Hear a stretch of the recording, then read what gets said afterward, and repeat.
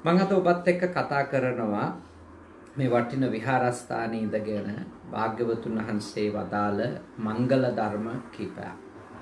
ආරති විරති පාපා මජ්ජපානාච සංයමෝ අප්පමාදෝච ධම්මේසු ඒතං මංගල මුත්තමං.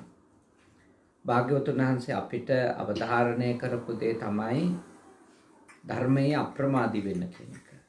කුසලයෙහි කල් ගන්න එපා කියන එක. කුසලයට කල් ගන්න එපා. අර ලෝවැඩ සංග්‍රහයත් අපිට ඉගැන්වුවේ ඒකනේ.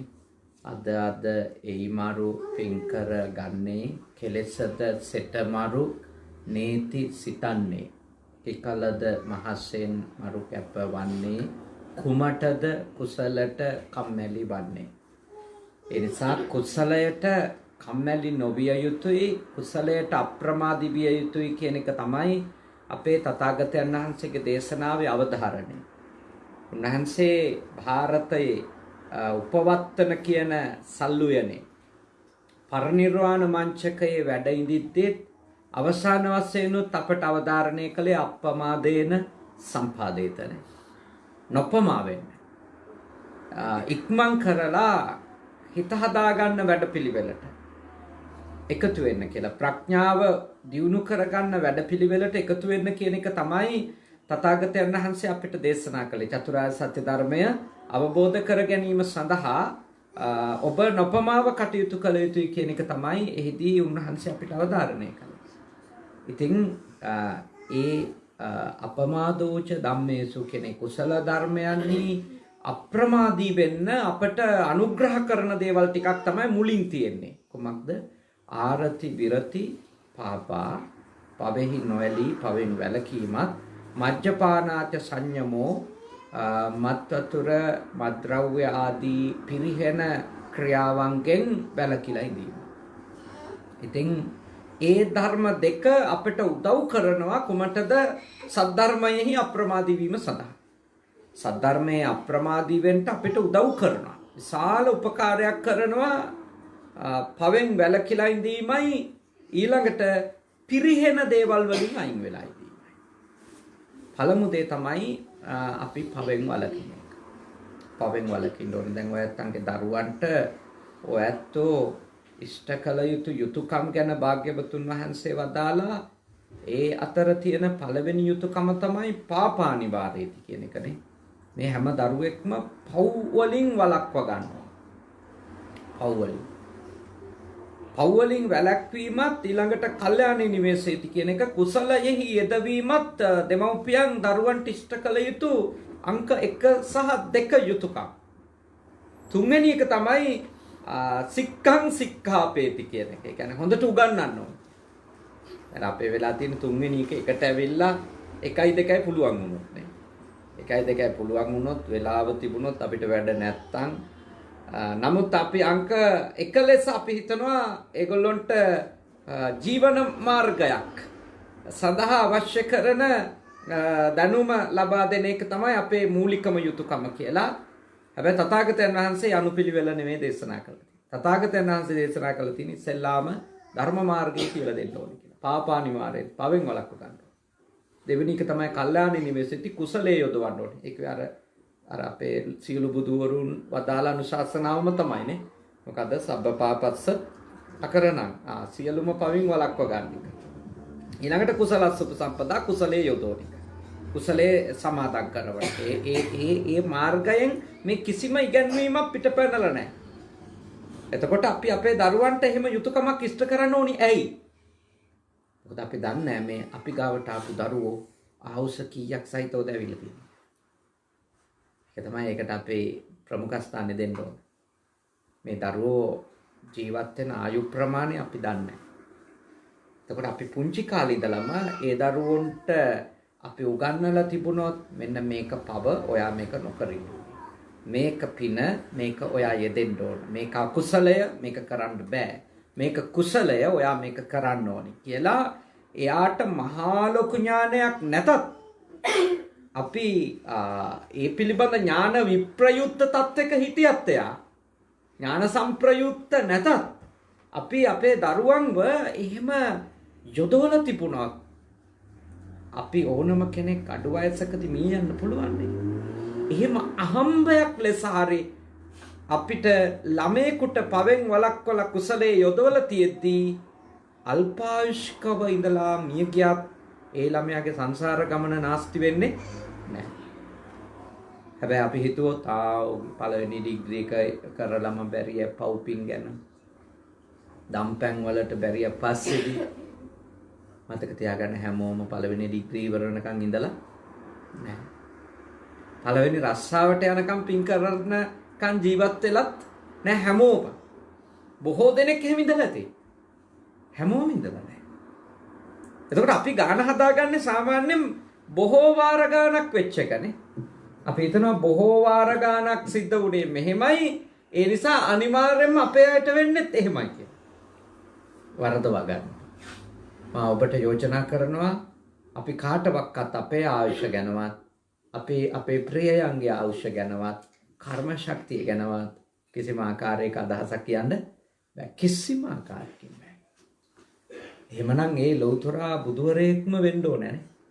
ලෞතර බුදුවරයෙක්ම වෙන්න ඕනේ එවැනි තත්වයකට අත වශයෙන්ම අදහසක් පළ කරන්න නම්. එහෙමනම් ඊටාම දියුණු ඥානයක් සහිත උත්තමයෙක් වෙන්න ඕනේ.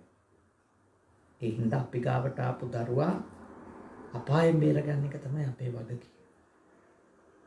මේ ලෝකේ හොඳ රස්සාවක් හොයලා දෙනවා කියන එක දෙවෙනි තුන්වෙනි වගකීම අතර තියෙන්නේ. මේ ලෝකෙදී දීපලක් හම්බ කරලා දෙනවා කියන එක හෝ හොඳ කසාදයක් කරලා දෙනවා කියන ඒවට වඩා මේ ලෝකේ ඔබේ ගාවට ඔබ බෞද්ධ අම්ම කෙනෙක්, ඔබ බෞද්ධ තාත්තා කෙනෙක්, යටත් පිරිසෙන් බුද්ධ ධර්මය අහපු කතෝලික අම්ම කෙනෙක් නේ, මුස්ලිම් අම්ම කෙනෙක්, කතෝලික තාත්තා කෙනෙක්, මුස්ලිම් තාත්තා කෙනෙක් කවුරු වුණත් මොනවා වුණත් මේ සද්ධර්මයේ තියෙන කාලේ උතුම් උදාර ඉගැන්වීමක් තියෙන කාලේ මේ දරුවෝ ඔබේ ගාවට ඒ දුර්ලභ මනුස්සාත්මෙත් එක්ක ඇවිල්ලා තියෙනවා. ඉතින් ඒ දරුවන්ට අපායේ නොඇටි ඉන්න මාර්ගය සලස්සලා දෙන එක දෙමව්පියන්ගේ පළවෙනි යුතුකම. පළවෙනි යුතුකම ඒක. ඒක ඔබ හරියටම තේරුම් අරගන්න. මොකද නැත්තම් අපි අර සාමාන්‍ය මිනිස්සයා ලෞකික පැත්තටනේ වැඩි උනන්දු නේද? ඒ නිසා අපි තරගකාරීව මොන ක්‍රමෙන් හරි හිතන්නේ හොඳම උගත්කමක් කියන එක. උගත්කම නරක එකක් නෙමෙයි. උගත්කම අත්‍යවශ්‍ය එකක්. ඒ වුණත් ඒ උගත්කම එක්කම එන්න ඕනි පව පින පිළිබඳව, කුසලයේ අකුසලයේ පිළිබඳව, හොඳ නරක පිළිබඳව, යහපත අයහපත පිළිබඳව, යුතු දේ අයුතු දේ පිළිබඳව දරුවන්ට අපේ තථාගත දේශනාවට අනුව ප්‍රඥාව ලබා දෙන්න. ඒක අවශ්‍යයි. ඒක ඔබ කළ යුතු දෙයක්. මම ඔබට යෝජනා කරන එක මග අරින්න එපා කියලා. මේ දහම් පාසලක් එහෙම ඇතිනේ නේද දරුවන්ට? මම යෝජනා කරනවා ඒ ලැබෙන වෙලාව ඔබට කොච්චර කාර්යබහුල වුණත් ඔබේ දරුවට ධර්මය ආමුදුරු කෙනෙක්ගෙන් උගන්ව ගන්න එක මේ ස්වාමින්වහන්සේලා කැපවීමක් කරලා මේ පළාතේ වැඩ ඉන්න එක ලොකු දෙයක් නේ. ලොකු දෙයක් නේ. රේවතනායකහරෝ දුෂ්කරව මේ පන්සල ආරම්භ කළා තියෙනවානේ ඔබත් එක්ක සම්බන්ධ වෙලා. ඒක කොහොම හරි පවත්වාගෙන යනවානේ. විශාල ශ්‍රී ලාංකිකයෝ පිරිසක් ස්කොට්ලන්තේ නෑ ලන්ඩනේ තරන්නේ. ලන්ඩනේ අපේ සමහර ධර්ම දේශනාවලට 400 ඉක්මවලා පිරිස සහභාගී වෙනවා. ඒ පැත්තේ ඉන්නවා. නමුත් මේ පැත්තේ ඉන්නේ අපේ පොඩි බෞද්ධ කොමියුනිටි එකක් නේ. ඒකත් මේ මෑත කාලේ ඉනව පහුගිය අවුරුදු 10 12 ඇති වෙච්ච තත්ත්වයක්. ඊට පෙර ඊටාම සුළු පිරිසක් ඉඳලා තියෙන්නේ මේ පළාතේ. ශ්‍රී ලාංකිකයෝ විශේෂ සිංහල මිනිස්සුනේ. ඒ නිසා මෙතන පන්සල ලැබිලා තියෙනවා ඔබට. ඔබට ඇවිල්ලා මේ ස්ථානෙන් ඔබේ දරුවන්ට ඒ ආධ්‍යාත්මික ගුණවගාව දියුණු කරගන්න අවශ්‍ය උපදේශනේ ගන්න පුළුවන්. මම යෝජනා කරනවා මේ වගේ දැනුගත් විශ්වවිද්‍යාලෙත් ප්‍රොෆෙසර් කෙනෙක් ලෙස ඉගැන්වීම කටයුතු සිදු කරන අපේ නායක හමුදුරුවෝ ඉන්නවා. තව හොඳ දැනුගත් පඬිත හමුදුරු කෙනෙක් ඉන්නවා. උපරිම දේ ඔබේ දරුවන්ට ගන්න කියලා මෙතන. මොකද සමහර දේවල් ඔබ නිතර කියලා දෙනකොට ළමයින්ට ඒක ඒකාකාරීනේ. හැබැයි ඉඳලා හිටලා හරි වෙන කෙනෙක්ගෙන් දෙයක් ඇහෙනකොට අනිතක සායනාංශල ඉංග්‍රීසියෙන් එක කියලා දෙනවනේ නේද? ඒ නිසා මේ දරුවන්ට ඒක හරි ප්‍රයෝජනයි. ඒ යුතුයකම ඉෂ්ට කරා.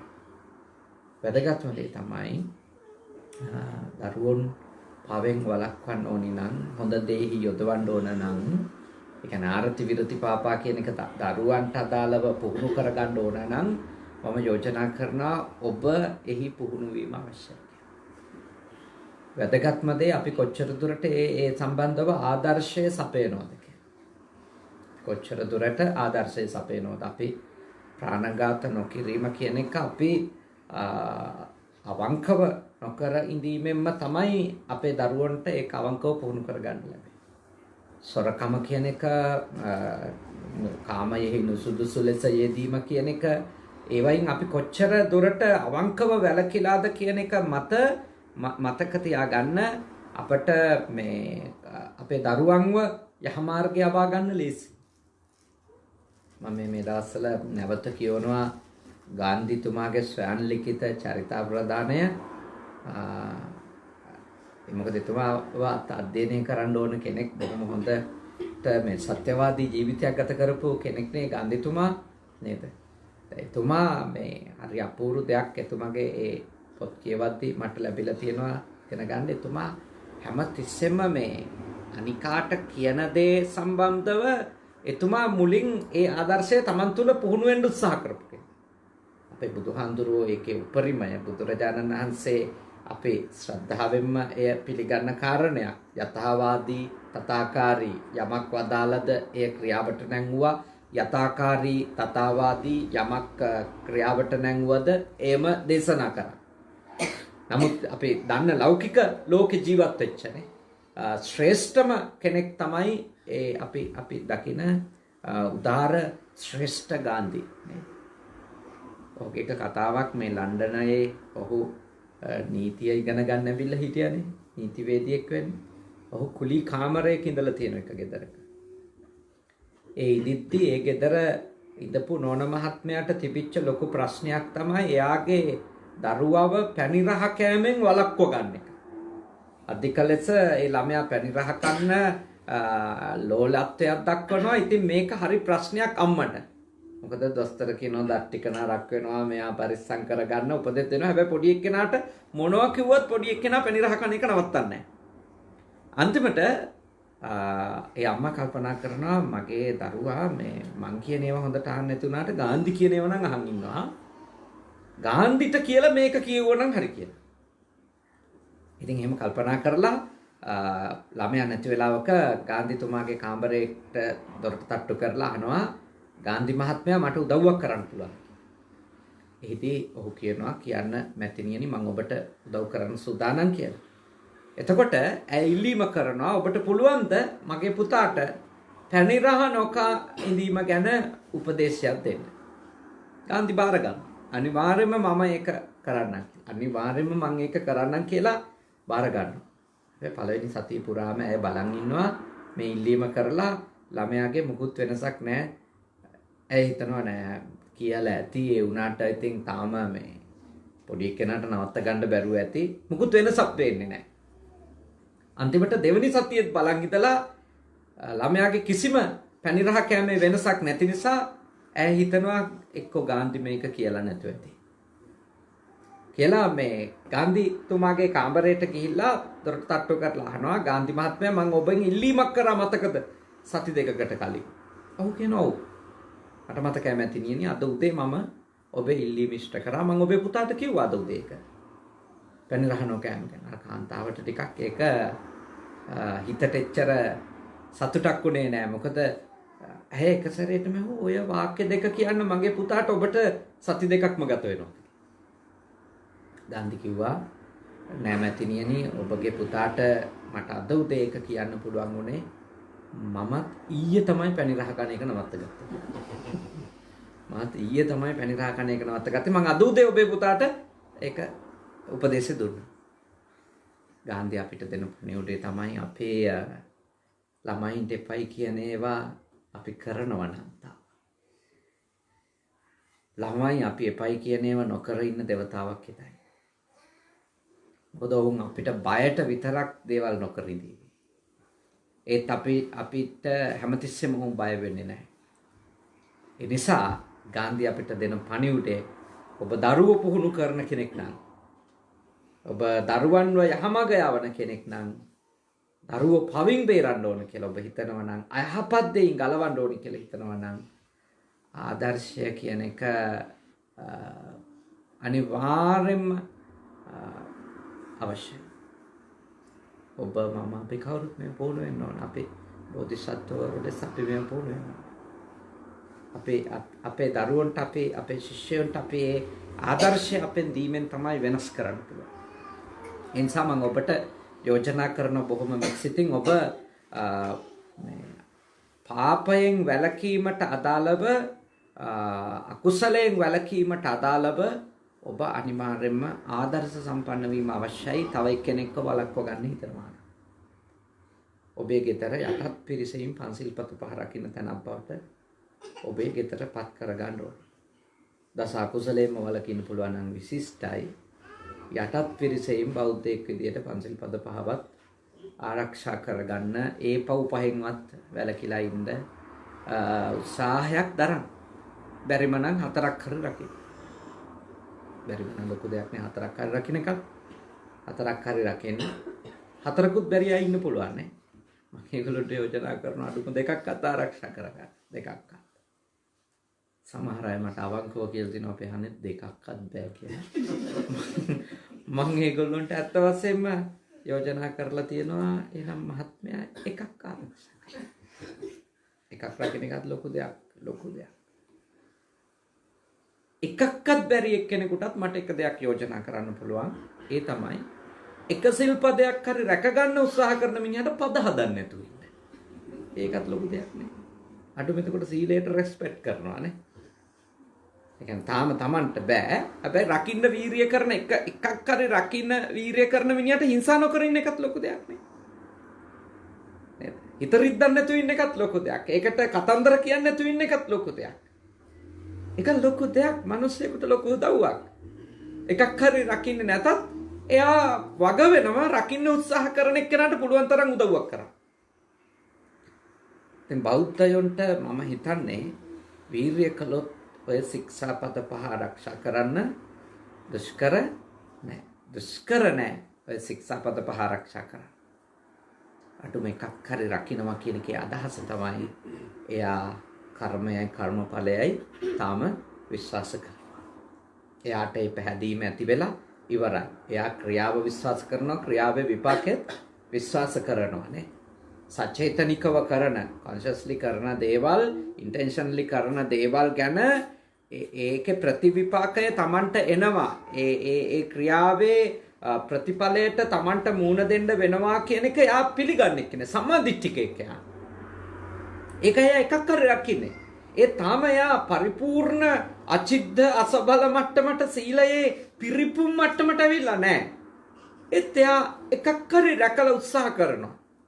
මම ඔබට යෝජනා කරනවා වැදගත් දේ වන්නේ ඔබත් මමත් එක සීල්පදයක් හරි රකින්න තරම් අපේ මනසේ පව පින පිළිබඳව විශ්වාසයක් සම්මාදිට්ඨියක් අපට තිබීම. ඒක ඇති කරගන්න. දැන් පව් කියන ඒවා ගත්තොත් ඒවා එක එක රටවලට සහ ආගම්වලට සාපේක්ෂව වෙනස්. පව් කියන්නේ. දැන් අපේ ආගමේ පව් නෙමෙයි මුස්ලිම් ආගමේ පව් නෙමෙයි. මුස්ලිම් ආගමේ සහ අපේ ආගමේ පව් නෙමෙයි Hindu ආගමේ පව්. එහෙම මේ පව ගැන එක් එක් ආගම මේ සංස්කෘතියින් තුල විවිධ අර්ථකථන තියෙනවා. ඉතින් බුදුදහම පවක් අකුසලයක් ලෙස පෙන්වන්නේ කුමක්ද? ලෝභ, ද්වේෂ, මෝහ කියන අකුසල සිත් මුල් කරගෙන කයෙන් හරි වචනෙන් හරි හිතින් හරි එවැනි සිතක් චේතනාවක් මුල් වෙලා සිතින් කයින් වචනෙන් කියන තිදොරින් යම්කිසි ක්‍රියාවක් සිද්ධ කරනවා නම් අන්න ඒ ක්‍රියා අපේ ධර්මයේ හඳුන්වනවා අකුසල් කියලා. අකුසල් කියලා හඳුන්වන්නේ පව් කියලා හඳුන්වන්නේ. මොකද අර චේතනාත්මකයි. චේතනාවක් මුල් වෙලා නම් අපි ඒක දැනුවත්ව නම් චේතයිත්වා කම්මං කරෝතිනේ. හිතින් හිතලා නම් ඒක කරන්නේ. හොඳටම සවිඥානික මනසකින් නම්. අත වශයෙන්ම උමුතු වෙච්ච කෙනෙක් කරන ඒවා පෞලස බුද්ධ ආගම පිළිගන්නේ නැහැ. උමුතු වෙච්ච මනසක් තියෙන කෙනෙක් කරන දේවල් පෞලස පිළිගන්නේ නැහැ. ඒක මේ අපරාධ නීතියත් එහෙම පිළිගන්නේ නැහැ නේ. බලනවනේ කෙනෙක් අපරාධයක් කරාට පස්සේ එයා පියවිසියෙන් ඉන්නවද කියලා මනෝවෛද්‍යවරුන්ට යවනවා. ඔබට මතක ඇති අර ලංකාවේ එක වෙලාවක හරි ප්‍රසිද්ධියක් හම්බුණා පොලිස් නිලධාරියෙකුට හාමුදුරු කෙනෙක් පිහින් ඇල්ල මැරුවා කියලා. මේ රත්නපුර පළාතේ ප්‍රසිද්ධ වුණා. මාධ්‍යවල පළ වුණා. ඒ අත් වශයෙන්ම දැන් මට හම්බුණා සති දෙකකට කලින් මේ මගේ මවුට බේත් තරම් දෙන්න ගියපු වෙලාවක තව වෛද්‍යවරයෙක් ඒ හොස්පිටල් එකේ හිටියා. මම එයාගෙන් ඇහුවා ඔබ කොහෙද වැඩ කරන්නේ කියලා. ඔහු කිව්වා මානසික රෝහලේ කියලා. අංගොඩ මුල්ලේරියා. ඊට පස්සේ ඔහු කිව්වා ඔබ වහන්සේ දන්නවද අර හාමුදුරුවෝ? මම කිව්වා අන්නේ හාමුදුරුවන්ට ප්‍රතිකාර කරන්නේ මම. ඒ හාමුදුරුවෝ මානසික රෝගියෙක්. එයාගේ මානසික රෝගී බව තහවුරු වෙලා ඉවරයි. ඒක ගොඩාක් කල් තිබිච්ච එකක්. මම හිතුවා එතකොට දැන් ඒ හාමුදුරුවෝ ඒ මිනිමාරුමට චෝදනාවට ලක් වෙනවද? නෑ හාමුදුරුවෝ චෝදනාවට ලක් වෙන්නේ. එයා මානසික රෝගී. දීර්ඝ කාලයක් ඒ උමතුවෙන් ඉඳලා තිනවා. ධර්මයට අනුවත් ඒ සායනංශේ අකුසලයක් කරපු කෙනෙක් වෙන්නේ නැහැ. ඒ රෝගී තත්ත්වය උද්ගත වුණාම උත්සන්න වුණාම මේව කරන්න පුළුවන්. ඒ හින්දා හොඳට ඔබ අවබෝධ කරගන්න ඕනි අපේ ධර්මයේ අකුසල කර්මයක් කියන්නේ අපි හොඳටම දැනුවත්ව කරපු ක්‍රියාවකට. අපි සී විකල් වෙච්ච වෙලාවකදී අවිඥානිකව ඉන්න වෙලාවකදී අපි කරන ක්‍රියාවක් කර්මයක් ලෙස අපේ ධර්මයේ තථාගතයන් වහන්සේගේ දේශනාවේ පිළිගන්නේ නැහැ. එහෙම ඔක්කොම දේවල් පව් ලෙස පිළිගත්තා නිගණ්ඨනාත පුත්තුමාගේ ධර්මේ නන්නේ. දැන් එතුමා ගත්තොත් සබ්බවාරි වාරිතු සියලුම ඇල්දීනුත් වලකෙන්න කිව්වනේ. මුඛවාඩමක් බැඳගෙන ගියේ. හුස්ම ගත්තේ. මොකද ජීවීන් ගිහිලා අපේ කය ඇතුළට ගිහිලා ජීවීන් මැරෙන්නේ. හුස්ම ගනි.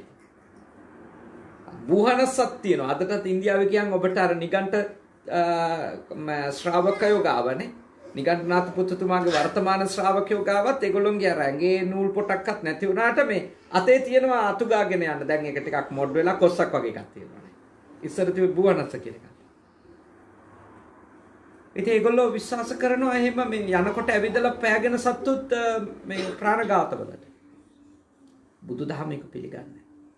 බුදුදහම කියන්නේ කවුරු හරි කෙනෙක් ඒකට චේතනාත්මකව දායක වෙලා තියෙනවා. මේ වෙලාවේ ඔහු ඊටාම සිහියෙන් ඉන්න කෙනෙක් වෙනවා. පියවි සිහිය තියෙනවා.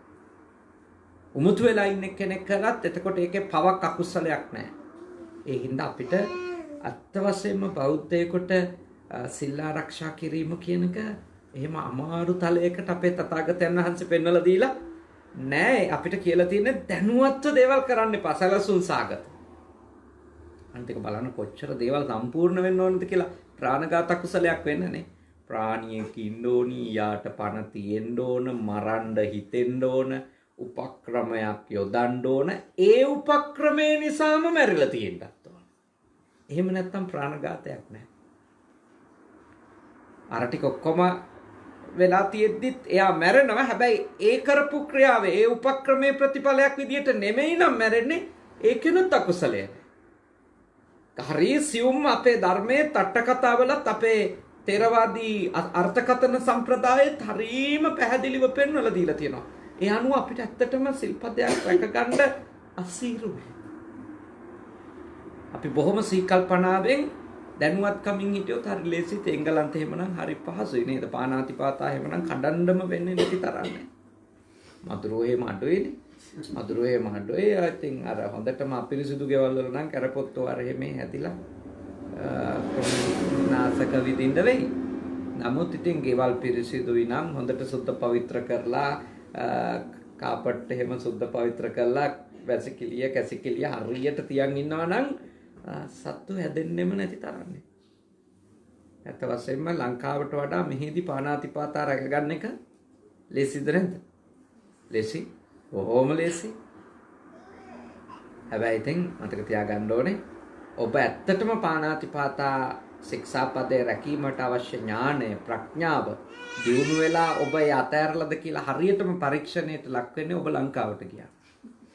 දැන් මෙහෙදී දිගටම ඉන්න පුළුවන්. මොකද මෙහි මధుරෝ නැති නිසා. දැන් ඔබ ඇත්තටම ප්‍රාණඝාතයෙන් වැළකීලාමද කියලා බලා ගන්න පුළුවන් කොළඹ ගියාම නේ. ලංකාවට ගියාම එහෙ මధుරෝ ඉන්නවා බුරුතු පිටින් ඕන තරම් මధుරෝ ඉන්නවා. ඒගොල්ලෝ අපිව කනවා. අන්න එතකොටත් මරන්නේ නැත්තම් ඔබට සතුට වෙන්න පුළුවන්. මම එංගලන්තයේදී ලැබපු පුහුණුව සාර්ථකයිද නැද්ද? සාර්ථකයි. මොකද ඔබ මෙතනදී තියාගන්න ඒ ගුණය ඔබ අභියෝගයට ලක් වෙන තැනදීත් ඒක අකණ්ඩව ප්‍රකාශනයට ලක් වෙනවා. දැන් ඔබ මෙතනදී ප්‍රාණඝාත නොකර ඉඳීම කියන එක මහා ගැඹුරු නුවණක් හෝ විශාල වීරියක් ඇතුලේ හිත හදා ගැනීමකින් කරන්න තියෙන දෙයක් නෙමෙයි ඇත්තටම. මොකද හේතුව මෙතන එහෙම අභියෝග අඩුයි. ඒක හරියට නිකන් මේ මෝටර් වේ එකක ඇඳිරි නීතිය දාලා ඔබට දෙනවා මෙහි ඉඳලා අසුවල් තැනට වාහනේ අරන් යන්න කියලා වගේනේ. ඇඳිරි නීතිය දාලා වෙන එක වාහනයක්වත් නැති වෙලාවක මෙහි මෝටර් වේ එකක වාහනේ ගෙනියන එක එච්චර අමාරු දෙයක් නෙවෙයි. තව හැප්පෙන මිනිස්සු කොහොමත් නැහැ. වාහනත් නැහැ වේගෙන් එන. ඔබ විතර නම් ඉතින් කොහොම හරි යන්න පුළුවන්. පුහුණුවට එහෙම පාලු පාරවල් හොඳ වුණාට පුහුණුව සම්පූර්ණද කියලා අපිට අඳුර ගන්න පුළුවන් වෙන්නේ සාමාන්‍ය දවසක මෝටර් වේගයකට දැම්මන්නේ. සාමාන්‍ය දවසකදී තමයි හොයා ගන්න පුළුවන් මිනිස්සුත් යනවා ඉවක් බවක් නැතුව නේද? මහා වේගෙන් වාහන හැමෝම මෙහි විදියට 70ට එනවා නේද? මෙහි 70ක්ම නිසා අන්න ඒ වෙලාවේ ඔබ හරියටම ඔබගේ රටේ අදාළ නැවතුම් ස්ථානයක් කරා ගෙනියනවා නම් ඔබ දක්ෂයිද නැද්ද? දක්ෂයි. ඒ පුහුණුව ඔබට ලැබිලා තියෙනවා. ඔබ ඒ පුහුණුව තුළ බොහොම දියුණු වෙලා තියෙනවා. ඒ හින්දා ඔබගේ සීලවන්තකම මේ වගේ රටකදී හරි ලේසි තියාගන්න එක. මොකද මෙහි බොරුණත් හරි අඩුවෙන් කියලා ජීවත් වෙන්න පුළුවන් නේ. ලංකාව වගේ ආසියාතික දුප්පත් රටවල් වල මේ බොරුව වගේ දේවල් අතිශයින් සාමාන්‍ය දේවල්. මෙහෙදිත් ඉතින් බොරු කියනවා නම් කර්මෙම තමයිනේ. ඒ කියන්නේ ඒ පව කරගන්නම ඕනේ. ඒ කියන්නේ මෙහෙ සාමාන්‍යයෙන් බොරු නොකිය ජීවත් වෙන්න පුළුවන් නේ. එහෙම ඇත්ත කිව්වයි කියලා ප්‍රශ්නයක් නැහැ නේ. ඇත්තෙන් ජීවත් වෙන්න පුළුවන්. මෙහෙදි බොරු කිව්වොත් අපි කියන්නේ අපේ මාන්නයට නැත්තම් අපේ කපටිකම් හින්දා ඒ දේවල් වලට තමයි. නැතුව පැවැත්මටම බොරු කියන්න වෙච්ච තැන් තියෙනවනේ. දැන් උදාහරණයක් විදිහට ගත්තොත් අපේ රටේදී ළමයාට හොඳ ඉස්කෝලයක් ගැනීම වෙනුවෙන් ගොඩක් දෙමව්පියන්ට බොරු කියන්නම වෙනවද නැත? බොරු කියන්නම වෙනවා. සමහර ලාවට කියන්න වෙනවා විශාකායකේ ගේට්ටුව ගාව ඉපදුනේ කියලා. ඒගොල්ලෝ ඉන්නේ අවිසාවේල්. ඒ වුණාට කියන්න වෙනවා විශාකායක ඉස්සරහා ගෙදර තමයි ඉපදුනේ. පොඩි කාට ට්‍රේනින් කරන්න. ඒ මොකද ළමයාට හොඳ ඉස්කෝලයක්. මම දන්න තරමට ස්කොට්ලන්ඩ් වල එහෙම එකක් නැහැ නේද? මෙහි කාටත් ඉස්කෝල තියෙනවා. පුද්ගලික ඉස්කෝල කැමති අයට යවන්න පුළුවන්. නැත්නම් රජයෙන් නොමිලේ අධ්‍යාපනයක් මෙහි ලබා දෙනවා. ඒත් වශයෙන්ම එහෙම පව් කියන ඒවා මේ වගේ රටකදී නොකර ඉන්න හිතනවා නම් කෙනෙකුට ඕනෑ තරම් අවස්ථාව තියෙන එක නම් තියෙනවා. ඒක ගැන කිසිම සැකයක් නැහැ. ඒත් ඉතින් මිනිස්සුන්ට අර පෞකාර හිත කියන එක තියෙන නිසා ඕනනම් අවස්ථා හොයාගන්නත් පුළුවන්ද බැරිද? පුළුවන්. ඊට අමතර පව් ටික කරගන්න මේ අවස්ථා තියෙනවානේ. ඔක්කොම අවස්ථා තියෙනවා. සින් සිටි තියෙනවානේ. ඒ කියන්නේ පෞකාර දේවල් මේ ඔක්කොම ටික තියෙනවා. බැලු අතේ හැම හන්දියක් ගානෙම බාර තියෙනවා. නේ බාර තියෙනවා. ඊට අමතරව මම විශ්වාස කරනවා කාමය වැඩි කාමයට යන්න පරිසරෙත් මේ රටේ ඇති කියලා. කිසිම ප්‍රශ්නයක් නැතුව නිදහසේ. ඉතින් එහෙම පහු කරනවා නම් තියෙනවානේ. ඕන්න.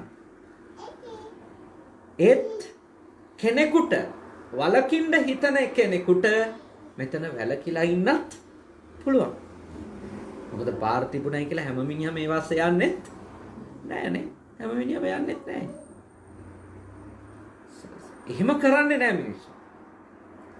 ඒ නිසා මේ මම ඔබට යෝජනා කරනවා ඔබලාට මෙහි සමහර සිල් රැක ගන්න ඊටාම ඉහළ පරිසරයකුත් සමහර සිල් බිඳින්න කියලා පොළඹවන පරිසරයකුත් දෙකම තියෙනවා.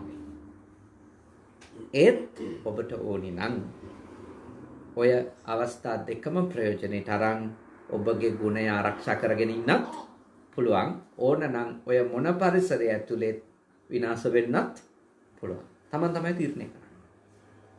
මොකද Tamanට නුවණක් තියෙනවනේ නේද? බුදුදහමේ කොහොමත් මේ සීලවන්ත කිරිලා මේ පොඩි දරුවෝ බේර ගන්න අපි ඔය ටිකක් නීති රීති දාගෙන හිටියට ඇත්ත වශයෙන්ම කියනනම් බුද්ධ ධර්මයට අනුව මේ එහෙම මේ අපිට දඬුවමෙන් හිංසනයෙන් කෙනෙක් සීලවන්ත කරන්න බෑ. කරන්න බෑ. ඒ කියන්නේ හිංසා කරයි කියලා කවුරුත් නිවැරදි වෙන්නේ. හිංසා කරාම වෙන්නේ බය වෙන එක විතරයිනේ. සබ්බේ තසන්ති දණ්ඩස්ස සබ්බේ බායන්ති මච්චුනෝ. දැන් ඔන්න ඉල්ලුම් ගහ ගේනවා කියලා මෛත්‍රීපාල සිරිසේන මැතිතුමා කිව්වම ඉතින් ඒ මරණයට තීන්දුව දීපු අය බය වෙලා ඇතිනේ. මරණ වරන්තුව දීපු අය ඇතිනේ. ඒ කියන්නේ ඉන්නෝනේ මම බණ කියන ගිහින් තියෙන මේ මිනිස්සුන්ට වැලිකඩ බන්ධනාගාරෙත් ඉතින් එහෙම 200ක් ඉන්නවා මේ විවිධ අපරාධවලට මරණ දඬුවම් නියම වෙලා. ඒගොල්ලෝ දැන් ගොඩාක් බයෙන් ඇති. ඊළඟට මාව එල්ලයිද කියලා. ඉතින් එතකොට අපි තේරුම් ගන්න ඕන දේ තමයි එහෙම ඉල්ලුවක් කියලාම නිවැරදි වෙන්නේ නැහැ මිනිස්සු. ඒකෙන් බය වෙනවා, පාලනය වෙනවා. ඒ කියන්නේ මරනවා කියන එකෙන් වෙන්නේ බය වෙන එකනේ. දැන් අපිට අම්මා කිව්වම ගහනවා ඔයාට කියලා අපි නිවැරදි වෙනවද? අපි පාලනය වෙනවා. අපි පාලනය වෙනවා විතරයිනේ. අපි පාලනය වෙනවා. නිවැරදි වෙන්නේ. සමහරලාට අපි හොඳටම ගුටි කාපුවා ආයෙ කරමු. මම නම් පොඩි කාලේ බලලා තියෙනවා මම ඒ ගුටි කාපු හැම එකක්ම ඊට වඩා ස්මාර්ට් විදියට කරන්න හැටි හොයාගෙන තියෙනවා. يعني සියලු ගුටි කෑම් වලින් පස්සේ මම අහු නොවි කරන විදිය තමයි මම හොයලා තියෙන්නේ මගේ ජීවිතේ වැඩිපුරම. ඒ කියන්නේ ගුටි වලින්ම එහෙම මං හිතන්නේ වෙනස් වෙනවා කියන්නේ. ඒත් දඬුවම මිනිස්සු බය කරනවා. මිනිස්සු තැති ගන්නවා. සෞදි වල වගේ නේද? ගොඩක් අය මේ සෞදි කියන මිනිස්සු කියන්නේ සෞදිය වගේ තමයි දෙන්න ඕනි කියලා. ඒ සෞදිය මුකුත් වෙලා නැහැ. වෙලා තියෙන බය වෙලයි. දැන් මම ආවේ බහරෙන් හරහා. අත වශයෙන්ම සෞදියේ බොහෝ දෙනෙක්ගේ කාමසුකල්ලිකාණු යෝගේ තියෙන්නේ බහරෙන් වල. කියන්නේ විනාඩි 45ක් වගේ ඇතුළත මේගොල්ලන්ට බ්‍රහස්පතින්දා රැට එන්න පුළුවන් බහරෙන් වලට. එහෙ තියෙනවා කැරොකේ කැබරේ ඔක්කොම තියෙනවා. එහෙ නයිට් ක්ලබ් සංස්කෘතිය ඔක්කොම ටික තියෙනවා. අත වශයෙන්ම ගොඩාක් අර නිදහස හොයන මිනිස්සු ටික අර රටේ ඉඳලා සුළු වෙලාවකින් එන්න පුළුවන් නිසා බ්‍රහස්පතින්දා ඒගොල්ලෝ එනවා. එහෙට මොකද එහෙ වීකෙන්ඩ් එක පටන් ගන්න සිකුරාදා සෙන්සුරාදානේ. ඒගොල්ලෝ එනවා බ්‍රහස්පතින්දා ගොඩාක් අය. ඇවිල්ලා අපහු ඉතින් අර ඒ රටට ගැලපෙන්න අපහු ඇඳුම් ඇඳන් ඒගොල්ලෝ නැවත යනවා. බයට තමයි. ඒගොල්ලෝ නිදහස් කරොත් එහෙම ඒගොල්ලෝ සාමාන්‍ය මිනිස්සු හැසිරෙන විදියටම හැසිරෙයි. බුදුදහම යෝජනා කරන්නේ නැහැ හිංසනය. බුදුදහම යෝජනා කරන්නේ හිංසනය මිනිස්සු හදන්න පුළුවන් ක්‍රමයක් ලෙස. ඒත් මිනිස්සු පාලනය කරගන්න රජවරු විසින් පනවන නීති තියෙනවා. ඒවා සම්බන්ධව බුදුරජාණන් වහන්සේ අපිට කියලා තියෙන රාජානං අනුවත්තිතුන්නේ පුළුවන් තරම් කියලා දැහැමි කරගන්න බලන්න. බැරි නම් ඉතින් අනුගත වෙන්න තමයි. සමහර දේවල් වලට අපි අනුගත වෙනවා ඇරෙන වෙන කරන්න දෙයක් නෑ. රජවරුන්ට හැමතිස්සෙම අපි උනන්දු කරවන්න කියලා තියෙන්නේ මිනිස්සු එවැනි තත්වයකට පත්වීම වළක්වන රාජ්‍ය පාලනයක් හදාගන්න. ඊට අදාළව මිනිස්සුන්ගේ වෙනත් ජීවනෝපායන් දියුණු කරන්න. මිනිස්සු අපරාධකාරයෝ වෙන්නේ නිකන් නෙවෙයි. අපරාධකාරයෝ බවට මිනිස්සු පත් වෙන්න පරිසරය, නිවස, අධ්‍යාපනය ඇසුරු කරන්න හම්බ වෙච්ච අය බොහෝ බලපෑමක්. ඒ නිසා බුදුරජාණන් වහන්සේ රජවරුන්ට යෝජනා කරලා තිබෙන්නේ වැරදි කරන මිනිස්සුන්ට අදාළව දඬුවම් කරනවද නැද්ද කියන එක එයාගේ ප්‍රශ්නයක්. නමුත් මිනිස්සු වැරදි කරන එක අවම කරන්න පුළුවන් තරම් දැහැමි වෙන්න කියලා. පාලන තන්ත්‍රය යහපත් කරගන්න කියලා. නිවැරදි ක්‍රමවේද හදාගන්න කියන එක. ඒක තමයි යෝජනාව. ඒක අර දියුණු රටවල් වල කරන්නේ මේ ලෙඩ්ඩුන්ට බේත් වලට බජට් එකෙන් වෙන් කරන ගානට වඩා දියුණු රටවල් වල මිනිස්සු බජට් එකෙන් ලොකු ගාණක් වෙන් කරනවා මේ ලෙඩ ඇතිවීම නිවාරණය සඳහානේ. ඒ කියන්නේ ඒවා වළක්වා ගැනීම සඳහා වියදම් කරන මුදල් ප්‍රමාණය වැඩි කරනවා. ගොඩාක් දියුණු මිනිස්සු කරන එකක්. ඒ කියන්නේ මිනිසුන්ට රෝග ගැන දැනුම දෙන්න ඊළඟට ඒ රෝගවලට ගොදුරු නොවි ඉන්න අවශ්‍ය කරන පරිසරය හදන්න ලොකු බජට් එකක් වෙනවා. දැන් අපේ නම් සෞඛ්‍ය අමාත්‍යාංශයට වෙන් කරන බජට් එකෙන් 90%ක් ලෙඩ්ඩුන්ට බේත් දෙන්න තමයි තියෙන්නේ. කාර්ය මණ්ඩල වල පඩි ගෙවන්න බේත් ඒවට ඒ කියන්නේ 90%. 10ක් වගේ තමයි නිවාරණයට. නමුත් ඇත්ත වශයෙන්ම රටක් දියුණු වෙන්න ඕන නම් මොකද වෙන්න ඕනි? ලෙඩ හදාගන්න හේතු නැති කරන්න තමයි වැඩි ප්‍රමාණයක් රාජ්‍යයක් විදිහට කැප වෙන්නේ. ලෙඩ වුණාට පස්සේ තියෙන සල්ලි වීදම් කරලා බේත් දෙනවා කියන එක ඕනෙ කෙනෙකුට කරන්න පුළුවන්. මිනිස්සුන්ට නිරෝගී සෞඛ්‍ය සම්පන්න ජීවිතයක් ලැබෙන ක්‍රමවේදයකට රට මහජනයා පොළඹවා ගැනීම එක අමාරු දෙයක්. ඒක වෙනුවෙන් කැපවීමක් කරොත් ඒක ඊටාම ඵලදායී කාර්යයක් වෙනවා. ඒ වගේ තමයි පවට අකුසලයට ගියාට පස්සේ මිනිහෙකුට ඒකට දඬුවම් හිංසන කරන එක වෙනුවට අලුත් මිනිහෙක් ඒකට යන්නේක වළක්වන එක තමයි ධර්මයෙන් කියන්නේ. ධර්මයේ කතා කරන්නේ. මොකද ඒ කොච්චර හිංසන කරනවා දඬුවම් දෙනවා කියලා කිව්වත් මම පුද්ගලිකව මම විශ්වාස කරන්නේ නැහැ මිනිස්සු යහපත් වෙයි කියලා. මිනිස්සු වෙන්න පුළුවන් කන්ට්‍රෝල් වෙන එකක් විතරයි. එහෙමත් ඕනේ නේ. දැන් එහෙම සමහර නීති එහෙම තදින් ක්‍රියාත්මක වෙනවා කියන එක ඕන. දැන් මේ රටේ ගොඩාක් මිනිස්සු හොඳ වෙලා තියෙන මිනිස්සු හොඳ හින්දාද නීතිය හොඳින්. මෙහි නීතියට ක්‍රියාත්මක කරන්න උත්සාහ කරන තැනක් නේ. මම කියන්නේ 100%ක් මෙතන සම්පූර්ණ නැති කියලා. නමුත් මෙහි නීතියටම ක්‍රියාත්මක කරන නිසා මිනිස්සු හොඳ නැති වුණත් මිනිස්සු හොඳට ඉන්නවා පේනවානේ. මොකද මේ නීතියටම ක්‍රියාත්මක වෙනවා. ඒක ආරයට මෙයාට රජිනට එකයි සාමාන්‍ය මිනිහට එකයි එහෙම වෙන්නේ නැතුව හැමෝටම එකම විදිහට නීතියේදී දඬුවම් දීම සහ ලාභ ලැබීම කියන එකනේ. ඒක නෝ මිනිස්සු පාලනය. දැන් එහෙම නීති දාලා තිබුණත් සමහර තැන්වල පොලිසියට ඉන්න වෙලාද නැද්ද? ඉන්න වෙලාද. ඒ මොකද හේතුව කොච්චර නීතිය ගැන උගන්නලම ලයිසන් එක දුන්නත් මිනිහෙකුට මේ රතුපත් උනන් විතර යන්න බෑ. කහපත් උනන් යන්න හෝ නවතින්න සූදානම් වෙන්න ඕනි.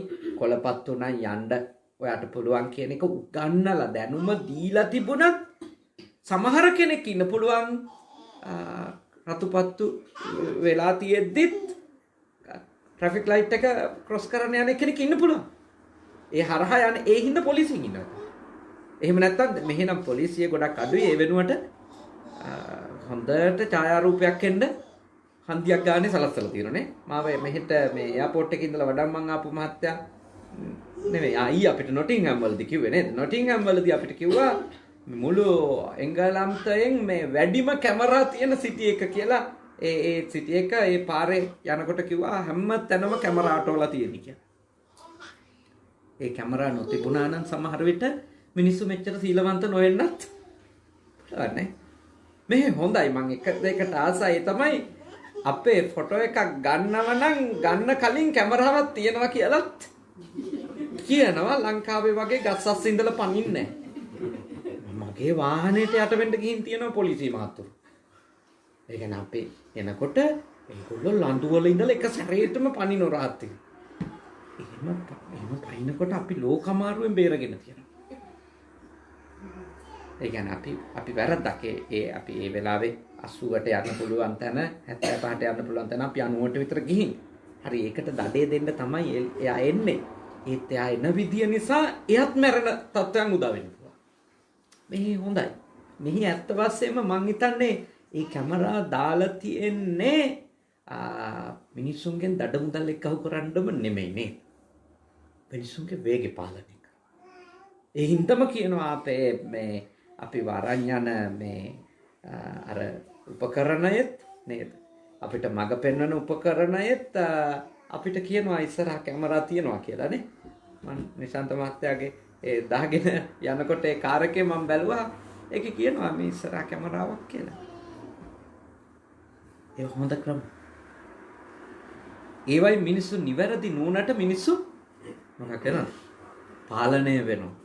පාලනය වෙනවා.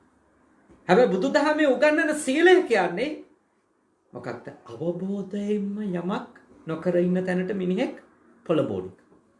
අවබෝධය. ඒත් වශයෙන්ම අවබෝධයෙන්ම යමක් අපි නොකර ඉන්නකොට මේ අපිට ඒ නොකර ඉඳීම අසහනයක් නෙමෙයි. අවබෝධයෙන්ම යමක් නොකර ඉන්නවා නම් ඒ නොකර ඉඳීම අසහනයක් නෙමෙයි. අපි යමක් තේරුම් අරගත්තට පස්සේ ඇයි ඒක කරන්න ඕනි කියලා ඒක කිරීම අසහනයක් නෙමෙයි. ඒක වදයක් වගේ දැනෙන්නේ. අර අනවබෝධයෙන් කරන්න දෙයක් නැති නිසා රකින්න දේවල් තමයි අපිට එක්තරා දුරකට ආතතියක් එක්ක තමයි ඒක ආරක්ෂා කරගෙන යන්න වෙලා තියෙන්නේ නේ. ආතතියක් තියෙනවා. මොකද හේතුව ඒක කරන්න දෙයක් නැති හින්දා කරන දෙයක් වුණා. නොකර බැරින් ඒ කියන්නේ ඒක කරොත් ප්‍රශ්න වෙන හින්දාම නොකර ඉන්න දෙයක් වුණාම ඒක නොකර ඉන්නේ අසහනෙන් අපි. ඒ වෙනුවට බුදුදහම යෝජනා කරන සීලය එවැනි ආතතියක ඉඳන් රකින්න ඕන වෘතයක් නෙවෙයි. බුදුදහම යෝජනා කරන සීලය අත් වශයෙන්ම කිව්වොත් අවබෝධයෙන් තේරුම් අරගෙන ඇයි ඒක නොකර ඉන්න ඕනි කියලා හොඳටම වටහාගෙන ඔබට මට නොකර ඉන්න පුළුවන්. අනිත් එක එහෙම කරනවද නොකරනවද කියලා බල දඬුවම් දෙන්න එක්කෙනෙකුත් බුදුදහමේ කවුරුත් එහෙම නඩුව අහන්නේ නැහැ නේ බුද්ධාගමේ නේද?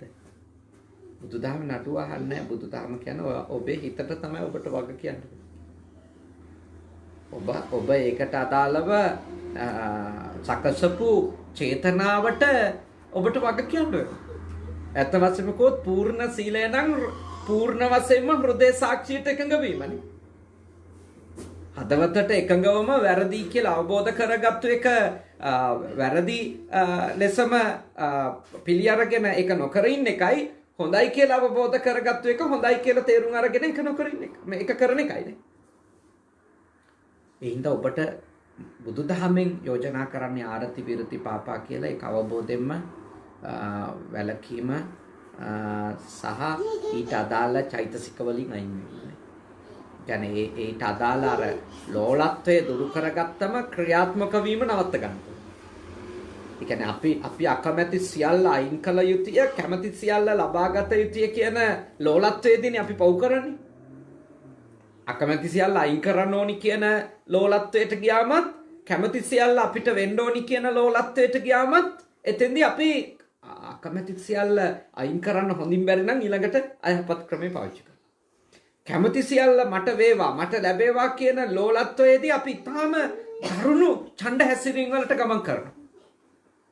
ඉතින් බුද්ධාගම ඔබට මට යෝජනා කරන්නේ එවැනි අන්තගාමී මනෝභාවයන් අවබෝධයෙන් පාලනය කරගන්න. එහෙම අකමැති සියල්ලම අයින් කරන්න මේ ලෝකේ බෑ. කැමැති සියල්ල අපිට වෙන විදියට සලසන්නත් මේ ලෝකේ බෑ. මොකද හොඳ තියෙන හැම තැනකම නරකවල් තියෙනවද නැද්ද? තියෙනවා. අපිට ඉතින් කියලා තියෙන්නේ ඔය දෙකෙන් පුළුවන් තරම් හොඳ එක තෝරගන්න කියන එක සත්‍ති ගුම්බ ජාතකයේ ඉඳලා ඉගන්නේ ඕකනේ නේද? අර කුරුල්ල කූඩුවක හිටියා. ඒගොල්ලෝ හිටියේ කන්දක් උඩ තිබිච්ච ගහක උලංගක් හැමුවා දවසක්. එතකොට කුරුල්ලෝ දෙන්න පැටව දෙන්න මේ කන්දේ දෙපැත්තට වැටුණා. එක පැත්තක හොරු හිටියා, ඊළඟ පැත්තේ තාපසයෝ හිටියා. දැන් හොරු හිටපු තැන හැදිච්ච කුරුල්ලා ලොකු වෙන්න ඒ හොරුන්ගේ චර්යාත්මක ලක්ෂණම කුරුල්ලටත් තිබුණා, ගිරවටත් තිබුණා. අර තාපසයෝ ගාව හැදිච්ච කෙනාට ඒ ගතිගුණ තිබුණා. ඒ කියන්නේ එක පැත්තක ඉන්නවා පුහුණුවක් ලබන පිරිසක්, අනිත් පැත්තේ ඉන්නවා පුරුද්දට ජීවත් වෙන පිරිසක්. කන්ද එක පැත්තක ට්‍රේනින් එකක් කරන කණ්ඩායම. ඒ කණ්ඩායමේ තමයි කුරුල්ලත් හැදෙන්නේ, එක කුරුල්ල. අනිත් අය සාමාන්‍ය පුරුදු විදියට සාමාන්‍ය මිනිස්සු විදියට ජීවත් වෙනවා. තරහ ගියාම කෑ ගහලා බයින, තවත් තරහ ගියොත් හොඳට මල්ලන් ගහන, නරක වචන කියලා කතා කරන ඒ සාමාන්‍ය මිනිස්සුනේ. කියන්නේ මොකක්වත් සංස්කෘතියක් නැත්තම් කොතනකින්වත් ආගමකින් ධර්මයකින් හික්මවන්නේ නැත්තම් ඇත්ත වශයෙන්ම එහෙම තමයි මිනිස්සු. සාමාන්‍ය මිනිස්සු එහෙමයි. එතකොට දැන් එතන අපිට මේ කතාවේ අපූර්ව දෙයක් කියනවා. මොකද්ද? කන්දක් තිබුණා එක පැත්තක තාපසයෝ අනිත් පැත්තේ හොරු. ඒකේ අදහසම මොකක්ද? හොරුයි තාපසයෝ දෙගොල්ලම ඉන්නේ එකම කන්දේ කියන එක. හොරුත් ඉන්නවා ඒ කන්දේ තාපසයොත් ඉන්නවා එක කන්දේ ඒ කන්දේ. එතකොට කන්දෙම එක කන්දෙම තමයි දෙගොල්ලම ඉන්නේ. ඒ කියන්නේ හොඳයි නරකයි දෙකම තියෙන්නේ එක තැන. තාපසයෝ යනු හොඳ හොරු යනු නරක නේ. ඒ දෙකම එක තැන තියෙනවා. ඉතින් බුද්ධිමත් වෙන්න කියලා අපිට කියනවා නරකේ වහලෙක් නොවි පුළුවන් තරම් යහපත තෝරගන්න. හැබැයි තේරුම් අරන් ඉන්න කියලා කියනවා. යහපත තියෙන හැමතැනම අයහපතත් තියෙනවා. කැමැත්ත වෙන හැමතැනම අකමැත්තකුත් වෙනවා. ඒක මේ ජීවිතයේ ස්වභාවය. ඒකින්දනේ නිවන් දකින්න කියන්නේ නේ. යහපතයි අයහපතයි ඉක්මවා යන්න කියන එක නිවන අවබෝධ කර ගැනීම කියන්නේ. හොඳට හෝ නරකට අයිති නොවුණු කෙනෙක් වෙන්නනේ අපිට වීරය කරන්න කියලා ධර්මයේ යෝජනා කරන්නේ. මොකද හොඳ හමු වෙන හැම තැනකදීම නරක හම්බ වෙනවා. බ්‍රහ්ම ලෝකේ ගියත් දිව්‍ය ලෝකේ ගියත් මනුෂ්‍ය ලෝකේ හොඳම තැන ඉපදුනත් ඉතින් හොඳයි නරකයි දෙකම නේ. ඔබලාට හොඳටම තේරෙනවනේ නේ මේක. දැන් ලංකාවේ ඉන්න කාලේ ඔබලා මේ රටට එන්නේ නැත්තේ ඇත්ත වශයෙන්ම මේ මොකක් හරි හොඳක් හොයාගෙනනේ නේ. නරකක් හොයන් එංගලන්ත වීසා වලට ඇප්ලයි කරේ නෑනේ. මේ ඔබ ආවෙම මොකක් හරි ලංකාවට වඩා හොඳක් හොයන්. හම්බුණාද නැද්ද? මොකද හිතෙන්නේ? හම්බුණා. ඔබලාට හොඳ හම්බුණා. නෑ කියන්න බෑ. ළමයින්ට හොඳ අධ්‍යාපනයක් දෙන්න. ළමයින්ට හොඳ සෞඛ්‍ය සම්පන්න ජීවිතයක් දෙන්න. නීතිගරුකව ඉඳීම සම්බන්ධව හොඳ දැනුමක් දෙන්න. ඒ ආදී ගොඩක් දේවල් ඔබලාට හමු වෙලා තියෙනවා. මෙහි වයසට යනකම්ම හිටියොත් නොමිලේ බස් වල යන්න නේද? රෝහල් ගාස්තු ඊළඟට ඊට අමතරව ඕනනම් ඒජ් කෙයාර් සෙන්ටර් එකකත් ඒ පහසුකම් ආණ්ඩුවෙන් මං හිතන්නේ සලස්සනවා. හොඳ හම්බෙලා තියෙනවා. දැන් මං අහනවා ඔබේ ඔය හොඳ ටික ඇතුලේ හොඳ විතරමද හම්බුනේ? නේද? ඔය ටික ඇතුලේ ඔබ අකමැති දේවල් ටිකකුත් වෙලා තියෙද නැද්ද? වෙලා තියෙනවා. ඔබේ ළමයින්ට ඔබේ මව්බස උගන්න ගන්න එක පිළිබඳ අර්බුද ඇවිල්ලා. ඔබේ ආගම ධර්මය ඔබේ දරුවන්ට හරියට කියලා දෙීම සම්බන්ධව ප්‍රශ්න තියෙනවා. ඔබට ඔබේ කියලා නෑදෑයෝ නැතිකමේ ප්‍රශ්නේ තියෙනවානේ. මේ නෑදෑයොන්ට ඉන්නෙත් මේ දන්න කියන අය ටිකමයි. කොච්චර ප්‍රශ්න තියෙද? ඒ කියන්නේ ඔබට මෙහෙදි දේවල් හොඳ ඒවා ලැබෙනවා වගේම ඒ හොඳ ඇතුලේ ඔබ අකමැති නරක ජීවිතය ගැන කලකිරෙන ටිකකුත් තියෙනවානේ. මේ රටවල ඉතින් අනේ ඉතින් පන්සල් අපි පවත්තන් ගියාට ඉතින් පොඩි තැන්නේ තියෙන්නේ. පොඩි තැන්නේ. ලංකාවේදී නම් හිතේ අමාරුවක් ආවොත් බෙල්ලන්විල බෝගහ ගාවට හරි ගිහිල්ලා ඉන්න පුළුවන් නේ. නැත්තම් ගමේ පන්සලේ බෝධිය ගාවට හරි ගිහිල්ලා ඔය ටිකක් කල්පනා කරලා ආවම අඩුම ආතු ගාලා වතුර පැන් කලයක් වක් කරලා නේද? ගාත දෙක තුනක් කියලා කල්පනා කර කර ඉඳලා ආවමත් පොඩි හරි සුවයක් තියෙනවා. දැන් එහෙම නෑ. ඒ ආතතිය වැඩි වෙන්න ඊළඟට ආයෙත් පැයට පවුම් 20යි කියලා යන්න ඕන කවුන්සිලර් කෙනෙක් හොයාගෙන. එයා අහන් ඉන්නවා අපි දුක කියලා පවුම් ගන්න දීලා නැති. වතුර බෝතලයක් වගේ හම්බ වෙනවනේ චිප්සු කීපයක් එක අඬන්න. එතනින් එහා තව උපදෙස් ඕන නම් තව ගෙවන්න පුළුවන්. දැන් එහෙම ඒ කියන්නේ එහෙම අහිමි වෙච්ච තියෙනවා. මෙහෙදි හම්බ වෙච්ච වගේම අහිමි වෙච්චත් ගොඩක් තියෙනවා. මේ පන්සල වටින්නේ ඒකනේ. මේම හරි හාමුදුරුවෝ ඉන්න එක මෙතන චූටි කාමර 3-4ක හරි මේ පොඩි ලස්සන පන්සල පවත්තන් යන එක වටිනවද නැද්ද? වටිනවනේ. ඇවිල්ලා මේ කාමරේට ඇවිල්ලා මේ පිළිම වහන්සේ දිහා බලාගෙන ටිකක් වෙලා හිටියා. සමහර දේවල් වෙනස් වෙනවා. ඒ හොඳ හම්බ වෙනකොට නරකත් හම්බ වෙනවද නැද්ද? නරකත් හම්බ වෙනවා. හොඳ කවුරු හරි හොයන් ගියොත් එයාට නරකත් මුණ ගැහෙනවා. බුදුදහම යෝජනා කරනවා. ඒ නිසා ඔබ වීරය කළ යුතුයි. කොමකටද? අපමාදෝච ධම්මේසෝනේ. ධර්මයේ අප්‍රමාදී වෙලා හොඳ සහ නරක දෙකම ඉක්මවා නිවන කරා චතුරාර්ය සත්‍ය අවබෝධ. මොකද මොන සුගතියේ ඉපදුනත් එතනම දුගතිය අත්දකිනුත් විඳින්න වෙනවා. දුගතිය තුලින් ගැලවිලා සුගතියක ඉන්න එක හොඳ වුණත් සුගතිය යනු සුගතියම නෙමෙයි. සුගතිය යනු සුගතියම නෙමෙයි. ඒක තමයි ලස්සන තියෙන්නේ.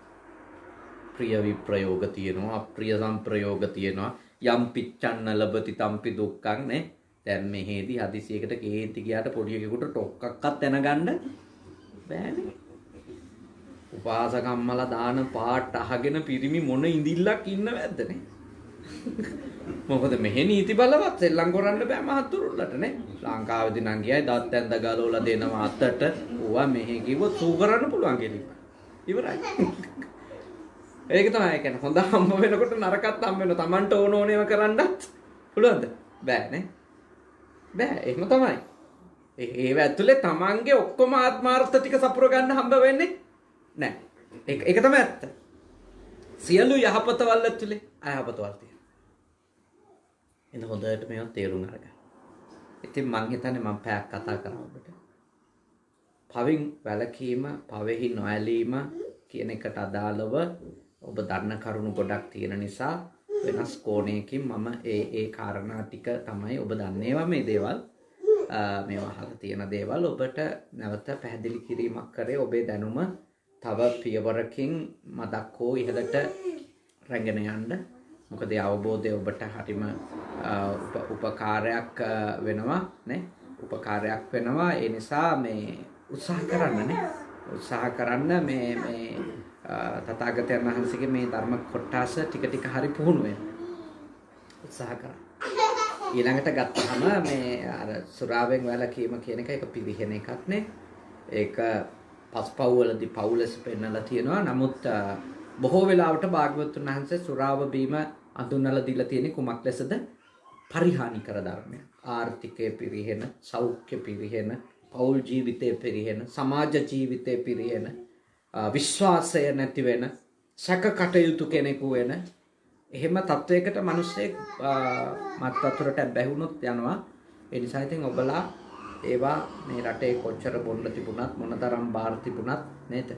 ඒ තමන්ගේ සීමාව ලකුණු කරගන්න. මොකද ඒක හරි වැදගත්.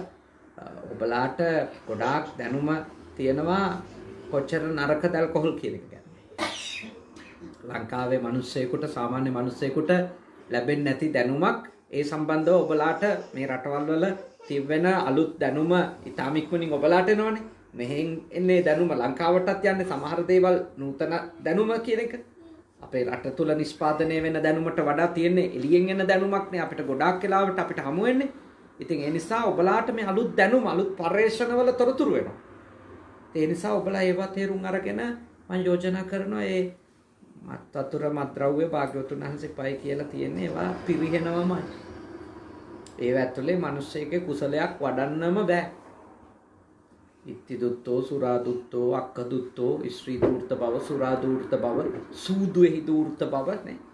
ඒවා ඇත්ත වශයෙන්ම මිනිස්සුන්ගේ පරිහානි ධර්ම. පව්වලට අමතරව ඒවා පරිහානි ධර්ම.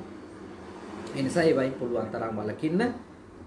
මොකද හේතුව ඔබලාට ප්‍රඥාව දියුණු කරගන්න, හිත හදන්න, නුවණ දියුණු කරගන්න. සතර සතිපට්ඨානයෙන් ආර්ය අෂ්ටාංගික මාර්ගය ප්‍රගුණ කරලා උතුම් නිවන සාක්ෂාත් කරන්න ඔබලාට මේ මූලික අනුග්‍රහිත ධර්මනේ. සීලය යනු අනුග්‍රහිත ධර්මයක්. පරිහානි කර දෙයින් අයින් වෙලා ඉඳීමේ අනුග්‍රහිත ධර්මයක්.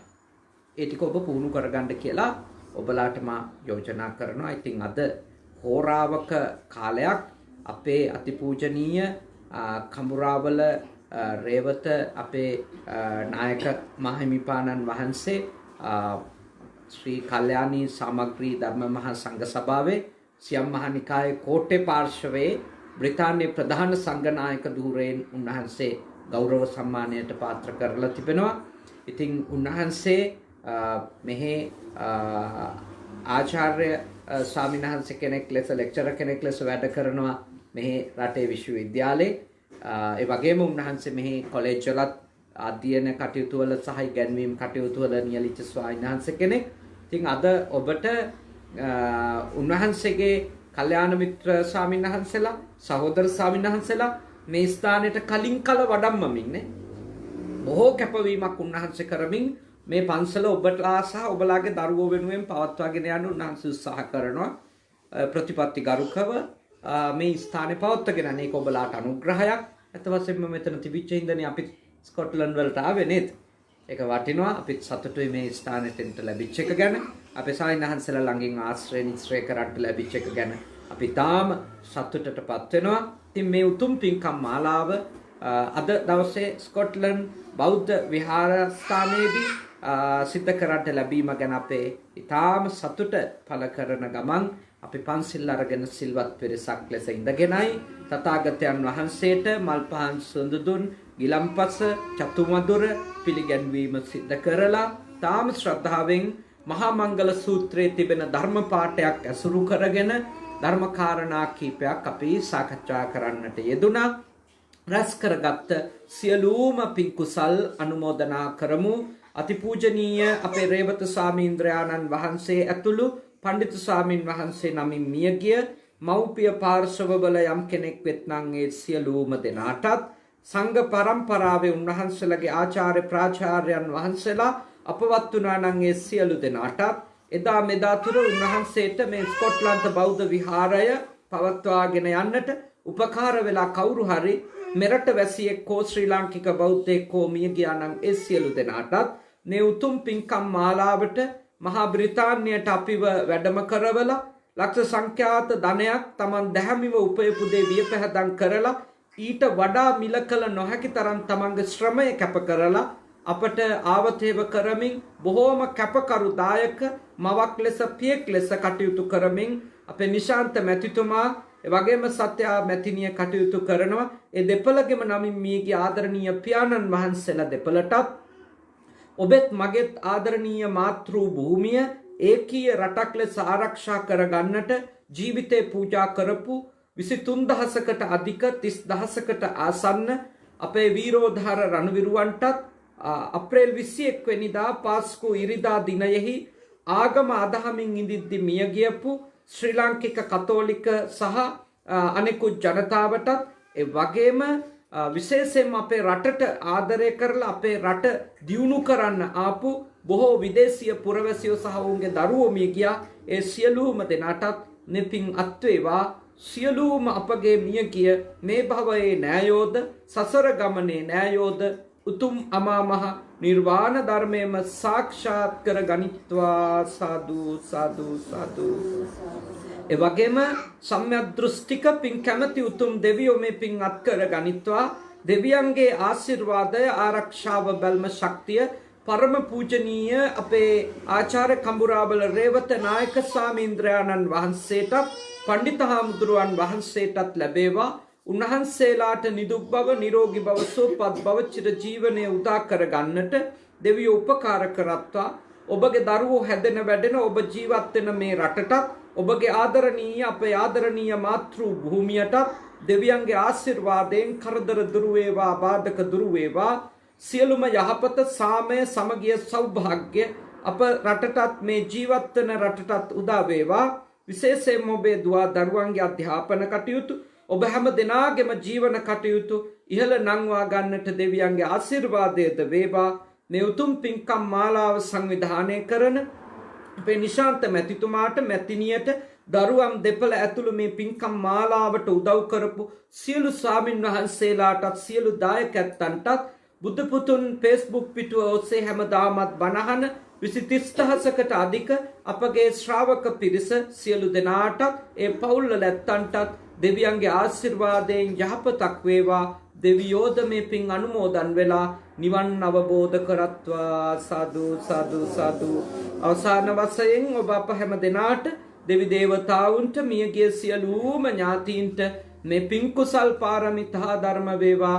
මේ භවය පුරාම සත්පුරුෂයෝම මුණ ගැසේවා. කල්යාණ මිත්‍රයෝම මුණ ගැසේවා. ශ්‍රී සද්ධර්මයේම ශ්‍රවණය කරමින් ධර්මානුධර්ම ප්‍රතිපත්ති පුරමින් ඊ타මික්මන් භවයකදී නිවන් දකින්නට එතෙක් සම්බුද්ධ ශාසනය පිහිට ලැබමින් සම්බුද්ධ ශාසනයත් රටත් සමස්ත සමාජයත් ආරක්ෂා කරගෙන සත්පුරුෂයෝ ලෙස ජීවත් වෙන්නට අප හැම දිනාටම මේ පින් කුසල්ද පාරමිතා ධර්ම වේවා සාදු සාදු සාදු ආකාශට්ටා ච බුම්මට්ටා දේවා නාග මහිත්‍තිකා පුඤ්ඤන්තං අනුමෝදිත්වා චිරන් රක්ඛන්තු ශාසනං ආකාශට්ටා ච බුම්මට්ටා දේවා නාග මහිත්‍තිකා පුඤ්ඤන්තං චිරං රක්ඛන්තු දේශනං ආකාශට්ටා ච බුම්මට්ටා දේවා නාග මහිත්‍තිකා පුඤ්ඤන්තං චිරං රක්ඛන්තු මම් පරන්ති තී වන්දනා කරන්ට එක විටම අභිවාදන සීලෙස නිච්ඡං වද්දා පචායිනෝ චත්තාරෝ ධම්මා වඩ්ඩන්ති ආයුවන්නෝ සුඛං බලං ආයුරාෝග්‍ය සම්පatti සග්ග සම්පatti මේවච අතෝ නිබ්බාන සම්පatti මිනාතේ සමිජ්ජතු හැම දිනාටම සම්මා සම්බුදු සරණයි